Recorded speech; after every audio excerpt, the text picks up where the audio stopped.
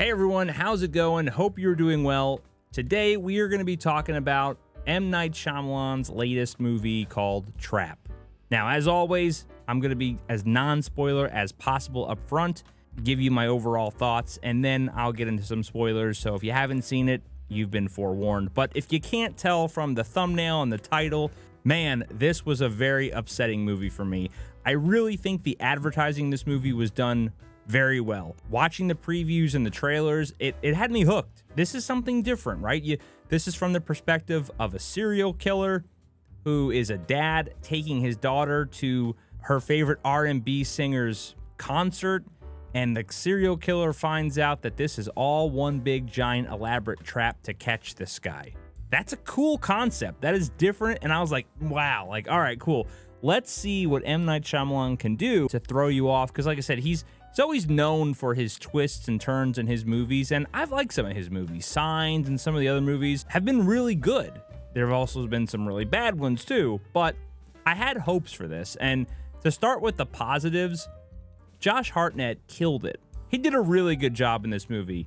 Is he the best actor in the world? No, not by any means, but he is a very good actor, and I think he played a serial killer extremely well. He's the highlight of the movie. Everything else is pretty freaking bad. The supporting cast is terrible. The daughter did decent. I'm not going to lie. Riley did a pretty good job. I don't know the actress's name. She was okay. I liked her. But there were some other characters in this movie, man, that were just awful. Some of the police were really cringe. There was one worker in this movie, and it was in the trailer, so it's not a spoiler, who kind of gave him like the inside of knowledge, like, hey, by the way, oh, this is one big giant trap. That dude was cringe. It was just the dialogue was really rough. Some of the other things that happened in this movie were just like character-wise and supporting acting was awful. Very, very bad. The singer, the R&B singer that the daughter is like head over heels with, is M. Night Shyamalan's daughter, who is a real R&B singer or inspiring singer. And I feel like after watching this movie and then knowing that, he basically made this movie just to give her a concert. That's really what it seems like. I think he just used this to try to catapult her R&B career, because I don't want to spoil anything too much, but this movie does become centered around the R&B singer. Take that for what it is. Yeah, very, very disappointing. I thought the first act was good, and then the second and third act of this movie absolutely fall off a cliff. Most of his movies are known for major twists and turns. You don't really have that. There is some moments of suspense where you think like, oh no, how's he going to get out of this situation? How's he going to get out of this situation?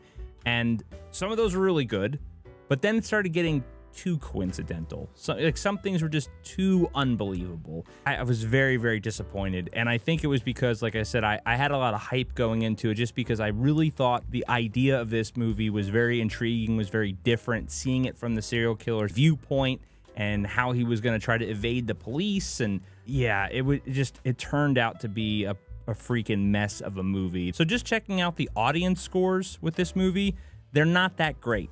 They're pretty low, honestly. I don't care about critic scores because we know some of the critics are a little bit ridiculous. But in my opinion, when it comes to the critic score with this movie, they're pretty on point. I can't really disagree with what they're saying. If I had to rate this on a scale of like 1 to 10, oh goodness, 2.5. Yeah, 2.5. It's got to be. It's not great at all. I absolutely would not go see this at theaters. If you're home, rainy day, nothing on, and it's available for streaming, check it out. Yeah, you know, it's one of those kind of movies, but unfortunately, I wouldn't go to the theaters to and spend my hard-earned money to go see this. So now we're going to get into a little bit of spoiler territory. Like I already mentioned, the first half of this movie was very good when it was centered around the concert. That's what I was really hoping that this entire movie was going to be around, the concert. Once we leave the concert and we start going down this other path, that's where it gets a little bit crazy to me. And I know I just jumped ahead a little bit, but I understand the aspect of, okay, maybe if I get backstage, I'll be a little bit safer because people backstage normally have security clearances. Well, then it kept upping a notch, right? Well, now you have to be part of the singer's entourage to not have to go through the police checkpoints and all this stuff. When he realizes that there's no way out of here, and he just pulls the singer to the side, just says, "Oh, yeah, you caught me. I'm the killer."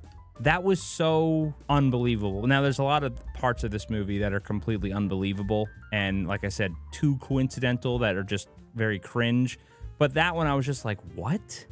What are you doing? Like, why on earth would you do that? And then the fact that he just now told this singer, who's like, what, 19, 20, young singer, that he's a serial killer, and that if you alert the police, I'm gonna kill this dude that I have locked up in my safe house. The fact that this singer like tries to challenge him, right? Because we see that they get into the limousine and he's like, "Oh, well, just take me to my car." And she's like, "Oh, no, I'll just take you home." Like, she's trying to almost fight this serial killer. So unbelievable.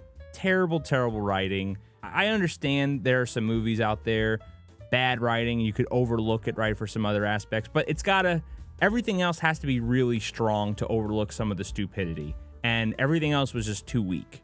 The only other character that I thought was kind of interesting and I thought would play more of a role was the FBI psychologist. It reminded me of like Dr. Loomis from Halloween, the psychiatrist who can like analyze and give them a description of why they're doing what they're doing. And so that character was interesting, and I really wish they had somewhat of a showdown at that point. But that kind of never went into anything. Some other cringe parts when he runs into the daughter's friend mother, and they obviously mentioned that like they had some kind of falling out and she's trying to have a conversation with him, talking about it.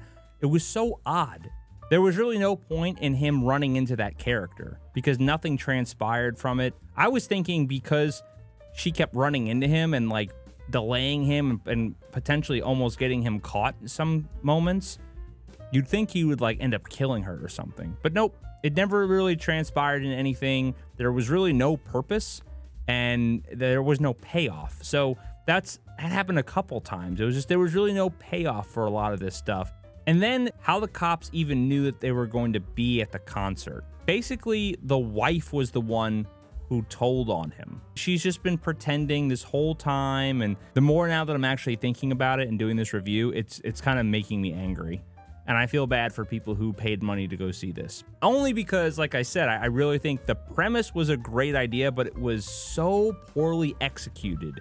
And then knowing that that was his kid, and it just feels like he was just using this to elevate her career, is even more annoying. The only positive of this was Josh Hartnett's performance. I think he did a great job as a serial killer. He really shined. I would actually like to see him as a villain in another movie because I think he could do a really good job. But yeah, this was extremely disappointing, and it sucks that this didn't turn out as good as it could have been. But let me know what you guys think down below in the comments. I always love to hear your thoughts. Did you get a chance to see it? Do you even plan on seeing it? And if you have seen it, what are your thoughts? You might have loved it. You may have hated it. Let me know down below. Always want to hear what you guys think. Thanks again for checking out the video. Greatly appreciate it. Thanks for supporting the channel. Hit that like button, subscribe, all that nonsense, and I'll catch you next time.